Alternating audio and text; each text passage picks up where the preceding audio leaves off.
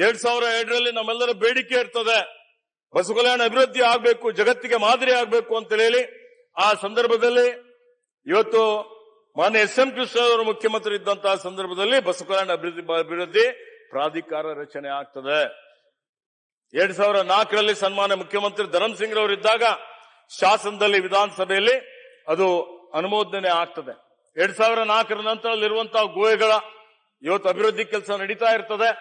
ಅದಾದ ಮೇಲೆ ಇವತ್ತು 2016-17ರಲ್ಲಿ ಮಾನ್ಯ ಸಿದ್ದರಾಮಯ್ಯಜಿಯವರು ಮುಖ್ಯಮಂತ್ರಿ ಆಗಿದ್ದಂತಹ ಸಂದರ್ಭದಲ್ಲಿ ಇವತ್ತು ನಾನು ಅವತ್ತು ಅದೃಷ್ಟವಶಾತ್ ಉಸ್ತುವಾರಿ ಸಚಿವನಾಗಿದ್ದೆ. ನೂತನ ಅನುಭವ ಮಂಟಪ ಮಾಡಬೇಕು ಅಂತ ಬಹಳ ಜನರ ಒಂದು ಉದ್ದೇಶ ಇದೆ, ಆ ಪರಿಕಲ್ಪನೆ ಆಗ್ಬೇಕು ಅಂತ ಹೇಳಿದಾಗ ಅವರು ಅದಕ್ಕೆ ಸಮ್ಮತಿಯನ್ನು ಸೂಚಿಸಿ ಗೋರು ಚನ್ನಬಸಪ್ಪನವರ ಅಧ್ಯಕ್ಷತೆಯಲ್ಲಿ ಒಂದು ತಜ್ಞರ ಸಮಿತಿ ರಚನೆ ಮಾಡಿ ಇವತ್ತು 2018ರ ಅವರ ಇವತ್ತು ನಮ್ಮ ಸರ್ಕಾರದ ಕೊನೆ ಗಳಿಗೆಯಲ್ಲಿ ಆಯವ್ಯಯದಲ್ಲಿ ಘೋಷಣೆ ಮಾಡ್ತಾರೆ 100 ಕೋಟಿ ರೂಪಾಯಿ ಅನುಭವ ಮಂಟಪ ನಿರ್ಮಾಣಕ್ಕೆ ಕೊಟ್ಟು ಮಾಡ್ತೀವಿ ಅಂತ ಹೇಳಿ ಗೋರು ಚನ್ನಬಸಪ್ಪನವರು 650 ಕೋಟಿ ರೂಪಾಯಿ ಅನುಭವ ಮಂಟಪದ ಪರಿಕಲ್ಪನೆ ನಿರ್ಮಾಣ ಮಾಡಬೇಕು ಅನ್ನುವಂಥದ್ದು ವರದಿಯನ್ನು ಕೊಡ್ತಾರೆ. ಆ ವರದಿ ಮಾನ್ಯ ಸಿದ್ದರಾಮಯ್ಯಜಿಯವರು ಒಪ್ಪಿಸ್ಕೊಳ್ತಾರೆ. ಅದು ಒಪ್ಪಿದ ಮೇಲೆ ಸರ್ಕಾರ ಬದಲಾವಣೆ ಆಗ್ತದೆ. ಬದಲಾವಣೆ ಆದ್ಮೇಲೆ ನೂತನ ಅನುಭವ ಮಂಟಪಕ್ಕೆ ವಿನ್ಯಾಸ ಆಗ್ತದೆ. ಅದಾದ್ಮೇಲೆ ಹಿಂದೆ ಬಂದಂತಹ ಸರ್ಕಾರದಲ್ಲಿ ಮಾನ್ಯ ಯಡಿಯೂರಪ್ಪನವರು 200 ಕೋಟಿ ರೂಪಾಯಿ ಮಂಜೂರಾತಿ ಮಾಡಿ ಪ್ರಾರಂಭ ಆಗ್ತದೆ. ಅದಾದ್ಮೇಲೆ ಈಗ ನಮ್ಮ ಸರ್ಕಾರ ಬಂದ ಮೇಲೆ ಇವತ್ತದಕ್ಕೆ ಮತ್ತೆ ಮಾನ್ಯ ಸಿದ್ದರಾಮಯ್ಯಜಿಯವರು 100 ಕೋಟಿ ರೂಪಾಯಿ ಕೊಟ್ಟು ಈಗ 628 ಕೋಟಿ ರೂಪಾಯಿಗೆ ಯೋಜನೆ ಆಗಿದೆ. ಅದಕ್ಕೆ ಪರಸ್ಕೃತ 740 ಕೋಟಿ ರೂಪಾಯಿಯಲ್ಲಿ 770 ಕಂಬದ ಮೇಲೆ ಎಲ್ಲಾ ಶರಣರ ವಚನಗಳಲ್ಲಿ ಬರೆದು ಬಹಳ ವಿಶೇಷವಾಗಿ ಅಲ್ಲಿ ನಾಳೆ ಮುಂದೆ ಬರುವಂತಹ ದಿನಮಾನಗಳಲ್ಲಿ ಒಂದು ಅಧಿವೇಶನ ಸಹಿತ ಬಸವ ಕಲ್ಯಾಣದಲ್ಲಿ ನಡೆಸಬಹುದು ಅನ್ನುವಂತ ಮಾತನ್ನು ನಾನು ತಮಗೆ ಹೇಳಲಿಕ್ಕೆ ಬಯಸ್ತಾ ಇದ್ದೇನೆ. ಮಾನ್ಯ ಸಿದ್ದರಾಮಯ್ಯನವರು ಪರಿಕಲ್ಪನೆ ಅವರು ಸಂಕಲ್ಪ ಮಾಡಿದ್ದಾರೆ. ಅಲ್ಲಿ ಬಂದು ಪ್ರಗತಿ ಪರಿಶೀಲನೆ ಮಾಡಿ ಬಸವ ಕಲ್ಯಾಣ ಅಭಿವೃದ್ಧಿ ಪ್ರಾಧಿಕಾರದ ವತಿಯಿಂದ ಬರುವ 2025 ಕೊನೆಯಲ್ಲಿ ಡಿಸೆಂಬರ್ ಅಲ್ಲಿ ನೂತನ ಅನುಭವ ಮಂಟಪ ನಿರ್ಮಾಣ ಕಾಮಗಾರಿ ಪೂರ್ತಿ ಮಾಡಿ ಲೋಕಾರ್ಪಣೆ ಮಾಡ್ತೀವಿ ಅನ್ನುವಂತ ಮಾತನ್ನು ಇವತ್ತು ನಮ್ಮ ಸರ್ಕಾರ ಮಾಡಿದೆ. ಅದಕ್ಕೆ ಬದ್ಧವಾಗಿ ಸರ್ಕಾರ ನೂತನ ಅನುಭವ ಮಂಟಪ ನಿರ್ಮಾಣ ಮಾಡ್ತದೆ ಅನ್ನುವಂತ ಮಾತನ್ನು ಇಲ್ಲಿ ನಾನು ಹೇಳಿಕೆ ಬಯಸ್ತಾ ಇದ್ದೇನೆ.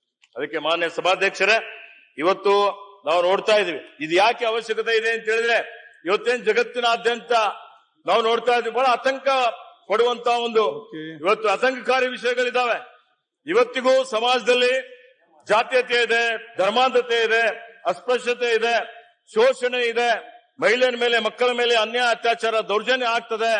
ಇವತ್ತಿಗೂ ನಾವು ನೋಡ್ತಾ ಇದ್ದೀವಿ ಜಾತಿವಾದಿಗಳು ಹುಚ್ಚೆದ್ದು ಕುಣಿತಾ ಇದ್ದಾರೆ, ನಮ್ಮ ಕಣ್ಣೆದುರುಗಡೆ ನೋಡ್ತಾ ಇದ್ದೀವಿ. ಇವತ್ತಿಗೂ ನಾವು ನೋಡ್ತಾ ಇದ್ದೀವಿ ಜಾತಿಗಳಲ್ಲಿ ಧರ್ಮಗಳಲ್ಲಿ ಒಡೆದಾಳುವ ನೀತಿ ಅನುಸರಿಸಿ ಇವತ್ತು ಸಮಾಜದ ಸ್ವಾಸ್ಥ್ಯ ಏನಿದೆ ಹಾಳು ಮಾಡುವಂತ ಪ್ರಯತ್ನ ನಡೀತಾ ಇದೆ. ಸಮಾಜದಲ್ಲಿ ಒಂದು ರೀತಿಯಲ್ಲಿ ಇವತ್ತು ನಾವು ಬೇರೆ ಬೇರೆ ಅನ್ನುವಂತ ಒಂದು ಭಾವನೆ ದಿನೇ ದಿನೇ ಬರ್ತಾ ಇದೆ. ಇದು ಪ್ರಜಾಪ್ರಭುತ್ವಕ್ಕೆ ಮಾರಕವಾದಂಥದ್ದು, ಇದು ಇವತ್ತು ಸ್ವಾತಂತ್ರ್ಯಕ್ಕೆ ಮಾರಕವಾದಂಥದ್ದು, ಸಂವಿಧಾನಕ್ಕೆ ಮಾರಕವಾದಂಥದ್ದು.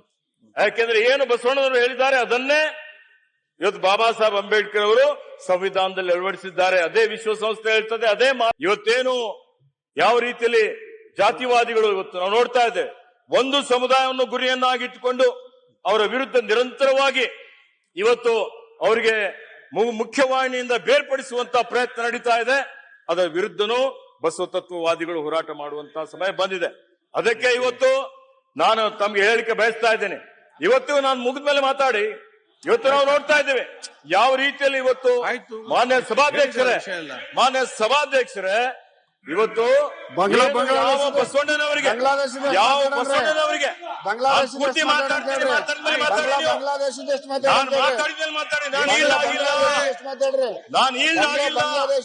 ನಾನು ಯಾರ ಹೆಸರು ತಗೊಂಡಿಲ್ಲ.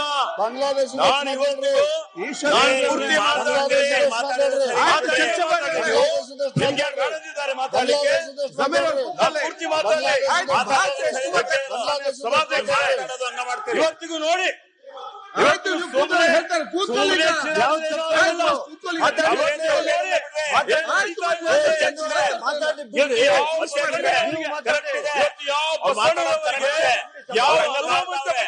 ನಾವು ಹೇಳ್ತೀವಿ ಅನುಭವ ಮಂಟಪ ಪ್ರಜಾಪ್ರಭುತ್ವ ಪರಿಕಲ್ಪನೆ ಅಂತ ಹೇಳಿ ಅಂತ ಬಸವಣ್ಣವರ ಬಗ್ಗೆ ಅಪಹಾಸ್ಯ ಮಾಡುವಂತಹ ಶಕ್ತಿಗಳು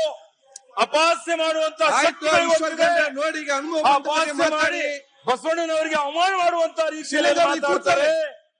ಅವಮಾನ ಮಾಡಿದವರಿಗೆ ಏನ್ ಶಿಕ್ಷೆ ಕೊಡ್ತೀರಿ? ಅವಮಾನ ಮಾಡಿದ್ದವರ ಬಗ್ಗೆ ಬಸವಣ್ಣವರ ಬಗ್ಗೆ ಬಸವಣ್ಣವ್ರ ಬಗ್ಗೆ ಹೇಳಿದ ಬಗ್ಗೆ ಮಾತಾಡ್ಲಿಕ್ಕೆ ಆಗುತ್ತಾ ನಿಮಗೆ? ನಿಮ್ಗೆ ಬರುತ್ತಾ? ಅದ್ರ ಬಗ್ಗೆ ಮೌನವಾಗಿ ಮೌನ ಸಮ್ಮತಿ ಲಕ್ಷಣ ಅಂತ ಅವ್ರು ಯಾರು ಏನು ಮೌನದಲ್ಲಿ ಕೂತಿದ್ದಾರೆ ಅದೇನ್ ತೋರಿಸ್ಕೊಡ್ತದೆ ಅಂದ್ರೆ ನೀವು ಬಸವತತ್ವ ವಿರೋಧಿಗಳು, ನೀವು ಬಸವತತ್ವ ವಿರೋಧಿಗಳು. ಮತ್ತೆ ಚುನಾವಣೆಯಲ್ಲಿ ಬಸವಣ್ಣವ್ರ ಹೆಸರು ಹಾಕಿ ಹೊಡ್ತೀರಿ. ಆಯ್ತು, ಚರ್ಚೆ ನಮ್ಗೆ ಬಸವಣ್ಣವರಿಗೆ ಸಂಬಂಧವಿಲ್ಲ ಅಂತ ಹೇಳಿ ಓಪನ್ ಆಗಿ ಚರ್ಚೆ ಬೇಡ, ಮಾನವೀಯ ಮೌಲ್ಯಗಳ ಬಗ್ಗೆ ಆಲೋಚನೆ ಮಾಡ್ತೀರಿ, ಸಂವಿಧಾನದ ಬಗ್ಗೆ ಆಲೋಚನೆ ಮಾಡ್ತೀರಿ, ಬಸವಣ್ಣವ್ರ ಬಗ್ಗೆ ಮಾಡ್ತಾರೆ, ಚರ್ಚೆ ಬಗ್ಗೆ ಟೀಕೆ ಆದ್ರೂ ಮಾಡಿ, ಟೀಕೆನೂ ಮಾಡಲ್ಲ, ಏನೇನೋ ಹೇಳಿಕೆನೂ ಕೊಡಲ್ಲ, ಏನೇನೋ ಪುಸ್ತಕ ಕೊಡ್ತೀರಿ, ಚರ್ಚೆ ಇವತ್ತು ಇಲ್ಲಿ ಬಂದು ಬಸವಣ್ಣವ್ರ ಬಗ್ಗೆ ಮಾತಾಡ್ತೀರಿ, ವಚನ ಬಗ್ಗೆ ನಿಮ್ಮಲ್ಲಿ ಮಾನವೀಯ ಮೌಲ್ಯ ಇದೆಯಾ? ನೈತಿಕ ಮೌಲ್ಯ ಇದೆಯಾ? Thank you. ಅದಕ್ಕೆ ಮಾನ್ಯ ಸಭಾಧ್ಯಕ್ಷರೇ, ಇವತ್ತು ಈ ಶಕ್ತಿಗಳ ಬಗ್ಗೆ ಅಂತವ್ರು ಯಾರಿದ್ದಾರೆ, ನಾನು ಅವ್ರು ಇವ್ರು ಅಂತ ಹೇಳಿಲ್ಲ. ನಿಮ್ಗೆ ಯಾಕೆ ಆಗ್ತಾ ಇದೆ? ಇವತ್ತು ಹೋಗ್ತಾ ಇದ್ದೀರಲ್ಲ, ನಿಮ್ಗೆ ಯಾಕೆ ಆಗ್ತಾ ಇದೆ? ಇದು ನಿಮ್ಮ ಹೆಸರು ತಗೊಂಡಿದ್ದೀರಾ? ನಿಮ್ಮ ಪಕ್ಷದ ಹೆಸರು ತಗೊಂಡಿದ್ದೀರಾ? ಪಕ್ಷ ಹೆಸರು ತಗೊಂಡಿಲ್ಲ, ನಿಮ್ಮ ಹೆಸರು ತಗೊಂಡಿಲ್ಲ. ಮತ್ತೆ ಎದ್ದು ನಿಲ್ತೀರಲ್ಲ ನೀವು ನೋಡಿ. ಅದಕ್ಕೆ ಸನ್ಮಾನ್ಯ ಸಭಾಧ್ಯಕ್ಷರೇ,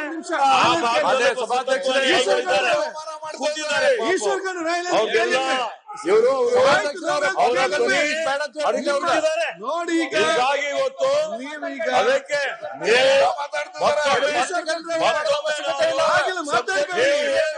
ಏನ್ ಮಾತಾಡ್ತೀರಿ ನೀವು? ಅನುಭವ ಮಂಟಪದ ಬಗ್ಗೆ